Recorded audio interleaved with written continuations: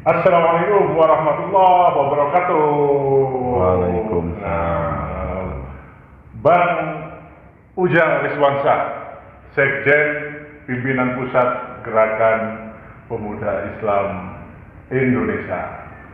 Bang, mana bang? Gimana kabarnya? Baik, alhamdulillah. Kayaknya santai banget malam ini nih ya.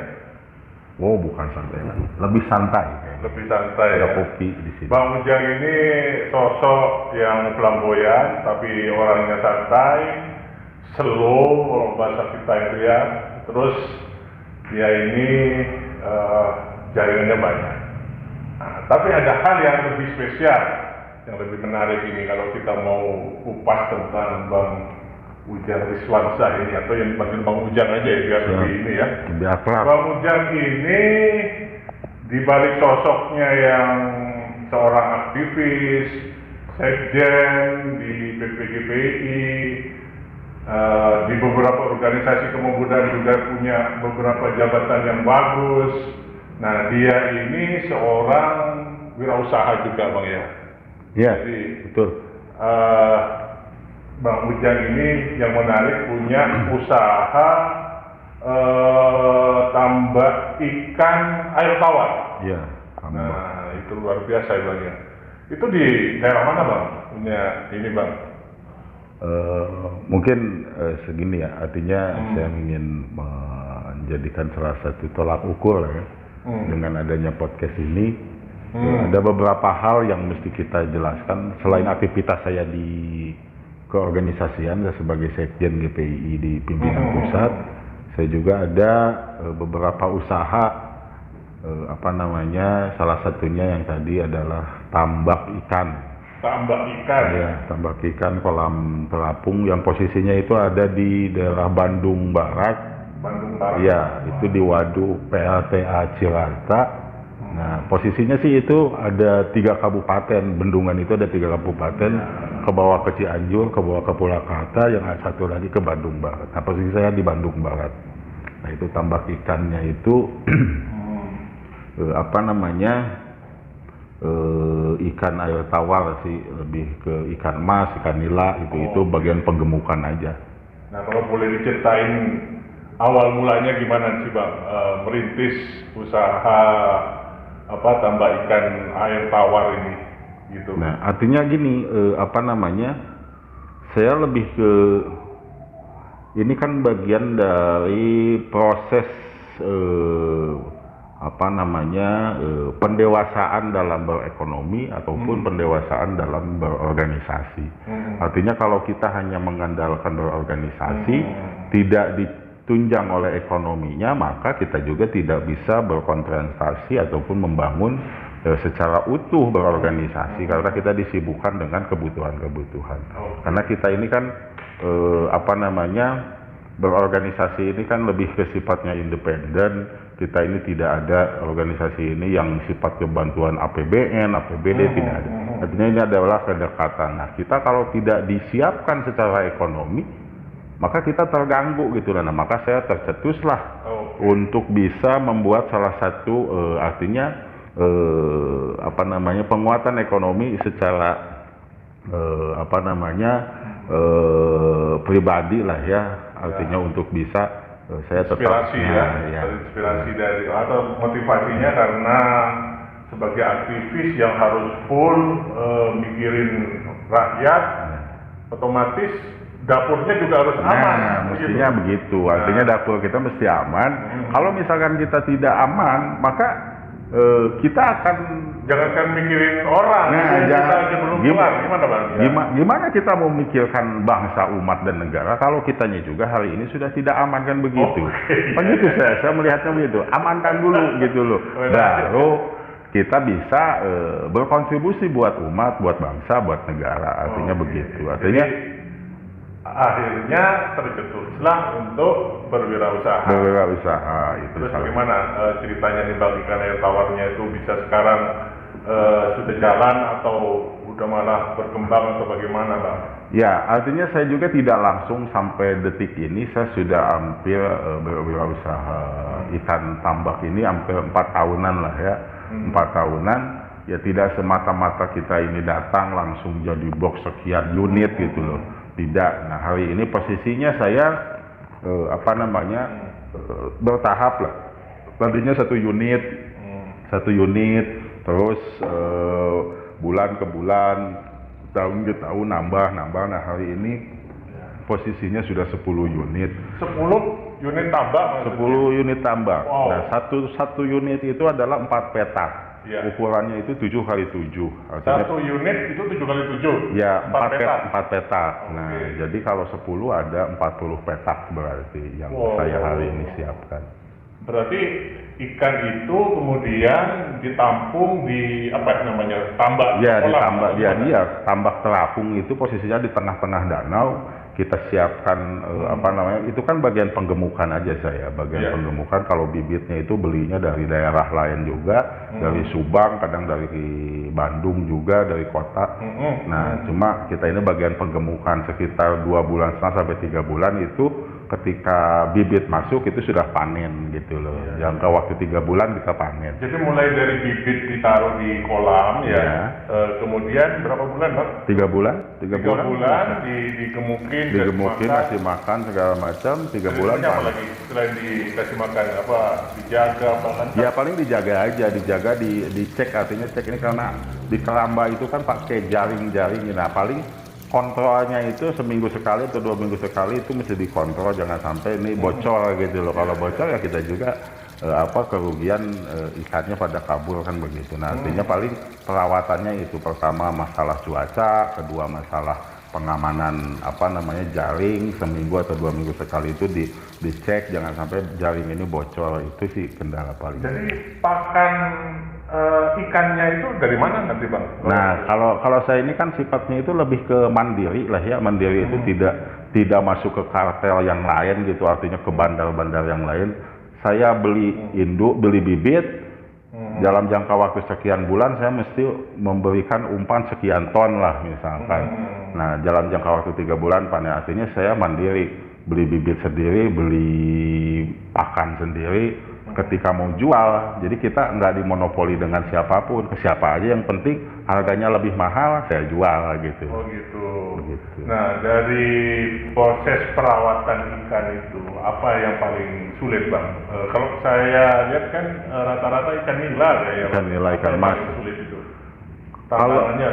Tantangannya kalau hari ini karena di danau-danau itu paling sulit itu hari ini lagi datangnya wabah eceng gondok mungkin. Itu berpengaruh sekali karena kalau misalkan eceng gondok itu masuk ke dinding jaring itu, ikan itu pada gigitin eceng gondok akar-akarnya. Nah itulah yang jadi penyakit gitu loh. Nah itu ikannya itu di insangnya itu pada putih-putih, pada sakit lah di situ. Mungkin kendala-kendala di bisa aja sampai mati atau gimana kalau misalkan kebanyakan makan itu akar-akar eceng gondok itu kerawanan kematian itu sangat cepat gitu loh. Nah maka paling kendalanya kita itu di pinggir-pinggirnya kita disterilin lah, jangan sampai si eceng gondok itu masuk ke dinding kolam terapung gitu loh. Mungkin itu sih yang lebih spesifik, dan cuaca lah ya kalau di Bandung Barat itu. Maksudnya cuaca itu hujan? Nah kalau panas atau gimana? Hujan, pertama kalau hujan aja, kalau panas itu lebih bagus kalau di sana. Kalau hujan, nah air hujan itu ke bawah turun. Nah dari bawah naiklah ke atas, bau lah airnya itu. Nah baru di situ rawan kematian. Nah itu paling pas mau awal tahun, nah itulah musim hujan, kayak bulan-bulan inilah awal tahun. Nah kebanyakan masyarakat itu tidak tidak terfokus untuk penggemukan karena melihat cuaca, jangan sampai nurunin bibit tiba-tiba pada mati lah begitu. Mungkin itu aja. Bang, kalau ikan air tawar ini dalam setahun itu bisa proses apa? Kalau ibarat di sawah itu proses tanam sampai proses panen itu bisa berapa kali, Bang? Nah kalau saya hitung itu kalau 3 bulan sekali lebih cepat lah ya. Kalau misalkan padi 4 bulan atau 3 bulan hampir sama lah ya, 3 bulan ke 4 bulan gitu loh. Cuma kalau saya hitung per tahun itu ya bisa 4 kali 1 tahun panen. 4 kali panen setahun? Ya, itu satu petak. Satu petak gitu loh, karena kalau misalkan saya hari ini punya 10 unit atau 40 petak, yang pertama panen ini, yang kedua rolling lagi minggu ini misalkan, putar aja tiap. Oh, jadi memang tidak semuanya, ya. Umurnya nggak sama lah. Umurnya nggak sama, jadi bisa tiap bulan, bisa tiap minggu. Kalau misalkan kita lebih banyak tambaknya, maka panennya pun lebih banyak, lebih cepat lah gitu lah. Artinya lebih cepat itu muter yang tadi. Kalau misalkan hari ini minggu ini panen yang ini, nah besok nunggu yang gede lagi, petak yang satu lagi, petak yang ketiga, petak yang keempat, terus saja muter yang ini baru disiapkan lagi. Jadi secara estafet itu tiap minggu, tiap bulan bisa panen sebetulnya. Tergantung kita punya berapa unit dalam persiapan tambaknya gitu. Nah terus setelah kemudian itu masuk ke waktu panen, nah itu proses penjualannya gimana, Bang? Nah kalau ikan itu lebih mudah karena di sana sudah banyak. Nah yang tadi kalau misalkan kita mandiri, artinya kalau mandiri ini ke siapapun kita bisa jual. Misalkan ke Om Deddy lah hari ini, Om Deddy pesan 1 ton misalkan, saya bisa ke Om Deddy. Tidak terpaku kepada misalkan ke pemodal lah gitu ya, pinjam dulu lah segala macam. Biasanya kan di kampung atau di petani-petani sana itu pinjam. Itu banyak juga yang pinjam-pinjam. Banyak, artinya kita nyiapkan dulu pakannya gitu. Ntar jualan jangan ke siapa-siapa ya, ke saya lagi. Nah, kebanyakan yang kayak gitu. Nah, kalau saya karena posisi mandiri, artinya saya beli pakannya, saya siapkan bibitnya, jualnya pun ke siapapun, artinya bisa ke Om Deddy, bisa ke yang lain, bisa ke bandara. Jadi pilihan pembeli itu sudah banyak di situ. Pembeli itu sudah banyak, udah siap gitu. Kita ini tinggal misalkan kita udah siap panen, mau nelpon siapa nih bandar di sana, cek ini berapa nih ikan mas per kilo, oh sekian, cek coba di satu lagi, oh ini sekian, kata dia gitu. Artinya ada selisih 500 kalau hitungannya 1 ton gitu ya, lumayan juga gitu. Nah, artinya itu yang hari ini saya bisa ke siapapun menjual. Artinya kalau untuk kesiapan penampung yang akan beli daging ikan itu udah banyak lah gitu loh di sana. Itu kalau boleh saya tanya Bang, itu pembeli itu rata-rata backgroundnya apa Bang? Kira-kira mereka beli untuk dijual lagi atau memang ada langsung dari hilirnya dari restoran atau ini? Kalau di sana itu banyak bervarian lah ya. Artinya begini, ada bandar itu yang datang langsung ke pemancingan ada. Misalkan daerah kalau Jakarta itu BSD atau Bekasi atau Jakarta Timur banyak pemancingan yang hari ini membutuhkan ikan. Kolam pancing. Nah, bisa ke kartel ke situ lah, ke bandar ke situ. Ada lagi yang ke pasar misalkan untuk dijual langsung ke ini ada gitu. Ada langsung lagi ke catering yang misalkan di Jakarta sampai Jakarta berarti. Sampai Jakarta, sampai Banten, sampai ya artinya pusat-pusat ibu kota yang sifatnya masih Jakarta, Jawa Barat masih terkapar dari situlah.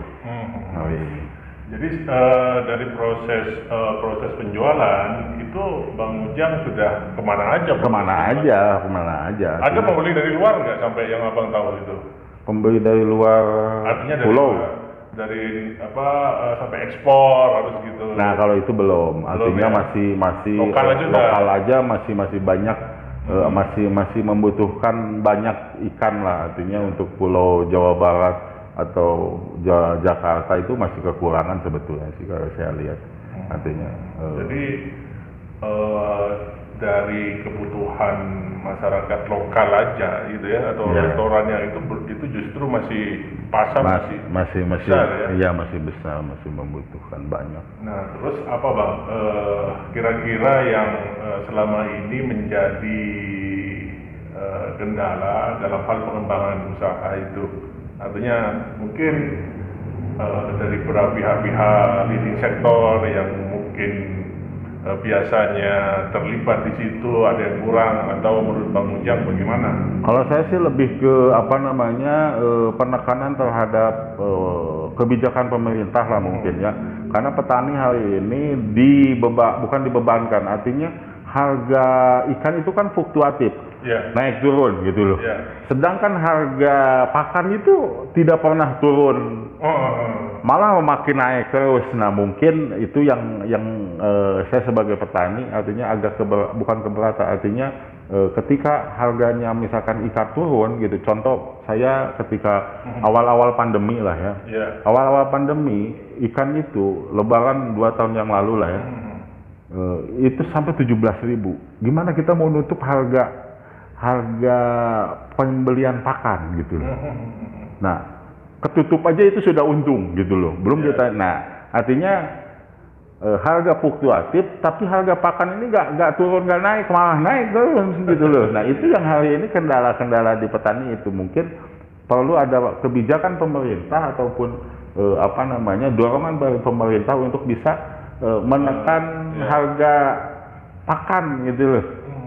Jangan sampai pakan ini naik terus, tapi harga ikan kadang turun gitu, yang kayak sebelum pandemi itu harga 17.500 gitu loh. Per kilo. Gitu loh, per kilo. Nah itu yang hari ini yang dikeluhkan oleh masyarakat itu masalah itu aja, masalah ketika ikan fluktuatif tapi pakan tetap di atas. Itu yang paling bermasalah, bukan masalah ya, artinya keberatan lah masyarakat petani di sana itu. Iya, iya. Kalau dari segi permodalan, akses lembaga keuangan di situ bagaimana, Bang? Artinya kan saya tadi katanya banyak petani-petani yang pinjam modal justru ke. Nah, mungkin lebih penekanannya itu lebih ke kalau misalkan pemerintah ada KUR, ada apalah ya, bantuan-bantuan sifatnya pinjaman dari bank, dari apa. Nah, di sana itu kebanyakan yang tadi, jadi dia lebih minjem ke pengusaha yang punya pakan, dia kasih pakannya ke petani, jualnya jangan ke siapa-siapa. Nah, itu yang kebanyakan di sana. Jadi pemodal itu ya kalahnya sama bandar-bandar itu aja sih. Artinya petani itu ditekan itu sama pemodal itu, yang punya pakan dia titipkan pakan sekian ton, tapi jual yang siapa-siapa, saya yang ambil lagi. Nah itu kalau nggak diturutin nanti nggak dikasih pinjaman lagi. Kalau nggak diturutin nggak dikasih pinjaman lagi begitu. Artinya semau-mau dia, besok panen ya mesti panen gitu, sedangkan harga lagi turun. Nah kalau kita sebagai petani mandiri, saya lihat nih harga ikan masih di bawah nih, jangan dijual dulu, tahan aja dulu, kasih umpan aja lagi gitu loh. Kecuali kalau kita misalkan lihat cuaca gitu, cuaca ini nggak bagus nih, misalkan hujan terus, karena kalau misalkan hujan terus tidak ada angin, nah eceng makin banyak, nah maka rawan kematian tuh di situ paling yang mesti lihat siklus cuaca aja sih. Mantap, Bang. Ini kopinya diminum dulu. Bang. Iya, kita siapin kopi. Oke, mantap.